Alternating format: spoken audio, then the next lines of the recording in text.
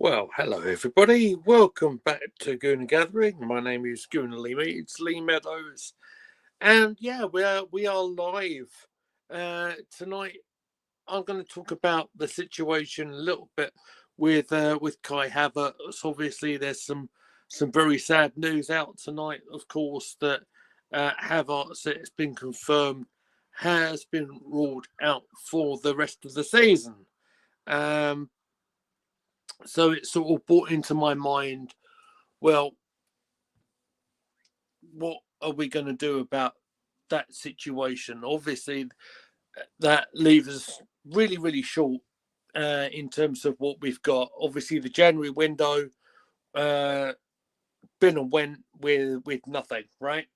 Uh, Currently, on the injured list, we have Saka, Jesus, Martinelli, and now Havertz, and leaves us with, well, no established number nine really, and maybe one winger, one maybe false number nine, and one very young man.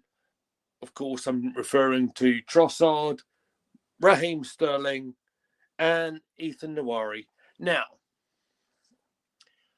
I thought it might be interesting just to look at what other options we might have in in case of emergency, smash glass kind of. What are we going to do just in case one of these guys also goes down with an injury or a suspension or whatever? So I thought I'd put a list together. I've got a list of, I think it might be just over 10 names. Uh, some of it is a little bit tongue in cheek. Okay? Because you guys know me and you know I'm all for a bit of a laugh, right? So if you are watching, or if you're watching us live, or if you're watching us on demand, you know, give us a thumbs up, give us the like, subscribe to Goonie Gathering, and let's get into it. If you are watching live, of course, you can throw a comment in, and I will respond uh, to it. So look, I'll go in with maybe some of the more feasible options. What are we going to do? Just say one of the established three, and I say established with a little bit of a not quite sure, because of course young Ethan is still very, very young. But my first option to throw in, just say if we're going into a front three. So I should say also big up to Mrs. M, who's in the chat. Hello, thank you very much for being here, Mrs. M. I want to talk about Miles Lewis-Skelly. Now, obviously, Miles has got into the team very much as a emergency left back, really, and I've had the privilege to meet him. There he is. There's my boy, my good mate in tow. There he is. Now, obviously, he's got into left back in an emergency situation. Miles's reputation is very much of one that's come from playing a bit further forward in midfield. I think it might not be a bad idea, particularly with other players around, that he could play a bit further forward. That's where I think he's going to eventually end up. Lewis-Skelly, I think, has done a tremendous job at left back. I'm sure you guys are going to agree with me on that. Covering in a situation where literally all the defenders are struggling. There's not a lot of people around. Miss Melina is here in the chat. Thank you very much for joining us, Miss Melina. It's very, very nice to see you. So yeah, that is my first suggestion. If we need someone to support the attack, Miles Lewis-Skelly is one of them suggestions. I'm going to keep it in the fullback situation for a minute, actually, because I also think that maybe Kieran Tierney is a viable option to bomb up that left side a little bit if we need him. Now, uh, I'll just revert back just a tad. Because if you take Lewis Skelly out of the left back position, he means he's going forward and it means it's disrupting the back line, right? So I think maybe a better option is keeping Lewis Skelly at left back, and maybe if we need to, Kieran Tierney can go up that left-hand side a little bit. Also gives a little bit of an experienced head in front of the youngster. Yeah, I mean, obviously, Kieran, I think it's been confirmed even by Celtic now that he is heading out of the club, but he's got 6 or so months on his contract. I don't see any harm in using a established pro. And, you know, to be fair, he's a bit of a fan favourite as well, isn't he? So why wouldn't you use Kieran Tierney going forward, even if it's just giving Miles Lewis Skelly a bit of a chance to have a bit of cover with him? I think that's what I'm trying to get at. Now, I'm going to go a little bit wild with you now. How would you guys think about Gabriel Magalhaes going up top? Now, before you jump at me, I have reasons. I have reasons. When Posh was here, he'd often say, we're putting the wrong Gabriel up front, wouldn't he? He'd do this all the time. And Gabriel has got a tremendous goal-scoring record for the Arsenal. He's obviously the main man when it comes to set plays. He's got a very, very good record as a centre-half for going up there. If we need someone to go up top in an emergency situation, I don't think he's a bad player to go for. Obviously, is not the ideal, and you obviously take Gabriel out the back line like Lewis Skelly. It's not ideal. You don't want to be breaking up something that's worked quite well for a while now. And of course, I think with Gabriel and Saliba, you probably got the best centre-half pairing, in my opinion, in the league. Shall we keep on with the defenders? Why not? Why not? Let me give you another name, ladies and gentlemen. Let me just cross up a couple of names here. So I've done them 3.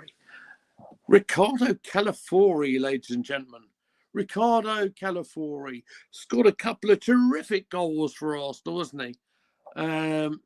Scored the great goal against Wolves in the game where Lewis Skelly got sent off. He scored a tremendous goal, I believe.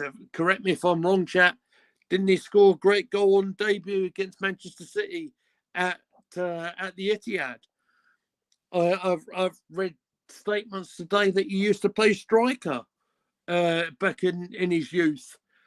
Well, we're looking for bodies playing up top, ladies and gentlemen. So maybe he's one that could go up there. You tell me what you think, guys. Chat is live. Let me know what you think. We have Ollie Zinchenko as well. Don't forget. This idea I've suggested on the channel a few times, and Mikel Arteta's never done it. He might do so now. Zinchenko, I think, is a lot better going forward than he is going backwards, right? He can pass the football very, very nicely. But does he defend adequately for what we want? No, probably not. But could he do a job for us in an attacking role? Yeah, absolutely he could. I don't think he's going to be hanging around the club for an awful long time. That's my honest opinion. I genuinely think Zinchenko will probably be on his way out in the summer transfer window. But he could certainly have a role to play going forward, certainly on that left-hand side. Just say, for example, well, how we going to be lining up? I would imagine full strength. We'd be playing Trossard as false nine. We'd play Sterling probably on the left and Nawari probably on the right. Just say young Ethan needs a break. I'm not totally against Zinchenko going up there. Let's go for some other, maybe slightly. Is it slightly out there? Maybe it is. Maybe it isn't. Martin Ødegaard. Let's talk about the skipper just for a little bit. And I bring him up. Let's not forget. Obviously, he's had a bit of a time, hasn't he, during the season, and he's obviously had injuries and stuff, but he did score in his last Premier League game. I see this working maybe in potentially a change of system, and with this change of system, I'll bring in another name as well. Perhaps Ødegaard operating behind, say Trossard.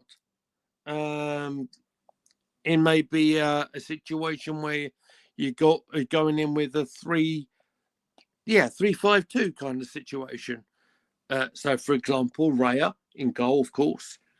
Timber, Saliba, Gabriel. Ben White's coming back, operating on the right side. Lewis Skelly carry on the left.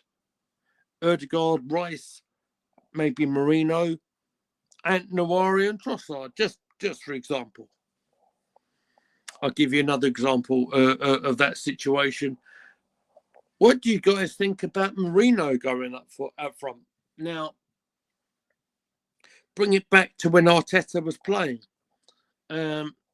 He would have played alongside Fellaini at Everton. Very, very tall lad, scored a lot of goals with his head, working off the front man. It's not beyond the realms of possibility for me that Marino, no, obviously he's trying to establish his role at Arsenal. He's trying to get himself into the first team. I've seen him score goals, I'm sure you guys have, in international matches, in big competitions. Why couldn't Marino go up top? That's in a possibility perhaps. Now, I'm going to go perhaps into the realms of, are you having a laugh, Lee? But this is what YouTube's all about, right? I'm all about having a laugh. We got Neto online. Can he play up front? Do you guys remember when David James took off a goalkeeper jersey for Manchester City, and he went up top, and they substituted the goalkeeper for City? James went up and won a penalty, if I remember correctly. Obviously, this is a bit of tongue in cheek, so don't have a go. I mean, he's on loan. He scored. I'm sure he's more than capable of winning a header. Why not? I wonder what Carney's doing these days, ladies and gentlemen. I mean, Tony Adams made a phone call for Harry Redknapp when he was at Portsmouth. I mean, I'll check his passport out, but he's I'm sure he's in good nick. He scored a good few goals for Pompey. Why not? Great player back in the day, Carnu.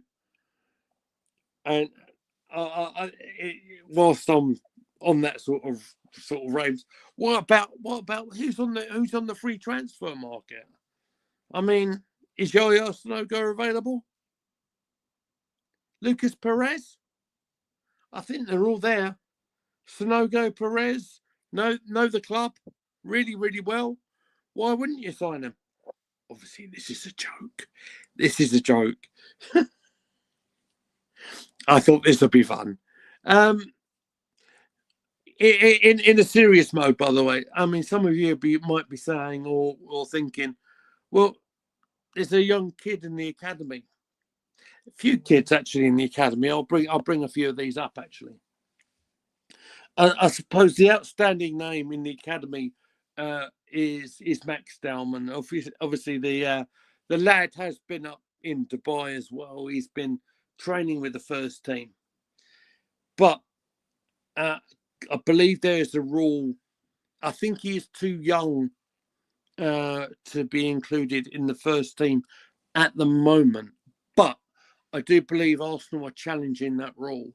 So, I know it may seem desperate times mean desperate measures, but I mean from everything that you see, I'm sure you've all seen the Twitter clips.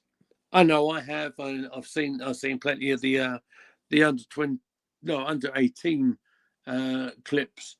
The lad's clearly got a bit of talent. Ethan came in at 15 when he made a cameo appearance against Brentford. He could be an opportunity. Obviously, it's not great supporting our front line with a young 15-year-old, but again, needs must, right? And I mean, the other names I will talk about briefly from the academy. Names that I certainly seen personally as well. Nathan Butler or Jay, no, he's the young lad who came on in the last game in the Champions League. He's been in the club for a little while. I think he's a little bit older than some of the others around. I think he's 21, 22, I think.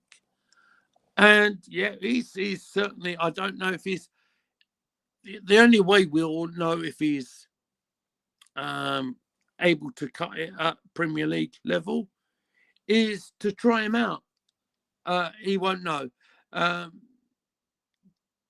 There's two other names I'll talk about very briefly: Kane Edwards and Ismail Kabir, who I've seen and have impressed in the academy. But whether Mikel will want to risk these younger kids in the title challenge that's already looking unlikely, but maybe not completely out of the question, particularly after what happened in the Merseyside derby last night. Yet to say, right? And the other suggestion I'll go with to wrap this stream up today is I'm going to bring up a wrestling reference. I haven't done that in a while. It's the Santino Marella approach, ladies and gentlemen. Anyone who might show up in the crowd with a pair of boots and a pair of shin pads, if you want to go in with a shirt and a pair of shorts, you can go and do it yourself, ladies and gentlemen. If you're a free agent, let Mikel know. I'm sure he'll appreciate the support. Obviously, this is all a bit of fun and a bit of a laugh. Let me know what you guys think in the chat. Probably won't do a stream tomorrow because I'm going to be on family duty tomorrow. So next time you'll probably see me on a Gooner Gathering stream will probably be on Sunday when Arsenal play Spurs at the Emirates in the women's game. I think me and Sam will be doing the live comms for that one. So, ladies and gentlemen, thank you very much. If you've got this far on the video and you're still watching us, this is all a bit of a laugh, obviously. Wanted to send our best, of course, to Kai Havertz, whose injury is looking ever so serious. And the poor guy is having to go into to get surgery on his hamstring to get him all sorted out. Hoping he has a speedy recovery. If you want to see what we're going to be doing next, ladies and gentlemen, there you go. There is our social media pages. You can find me, of course, at Goonly Meads. You can find us all at Gooner Gathering. I'm going to be getting out of here, ladies and gentlemen. Take care of yourselves. Have a good weekend. I won't see you tomorrow, but I May see you Saturday. If not, I will see you Sunday. Take care of yourselves. Have a good night. I'll see you soon.